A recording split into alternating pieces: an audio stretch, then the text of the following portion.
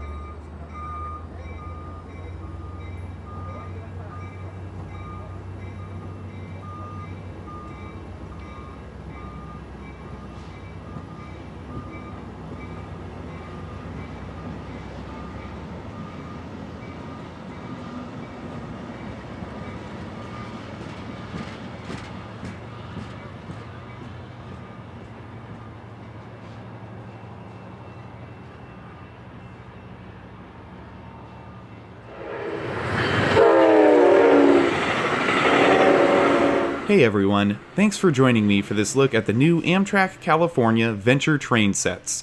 If you'd like to see more videos about the San Joaquin or the new Siemens Mobility Venture passenger cars in the future, let me know in the comments below. As always, a special thanks to all my supporters on Patreon. To receive updates whenever I post to YouTube, click on the subscribe button and select the Receive All Notifications option.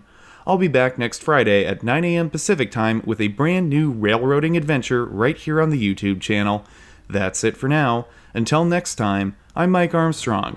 I'll see you down the line. Thanks for watching.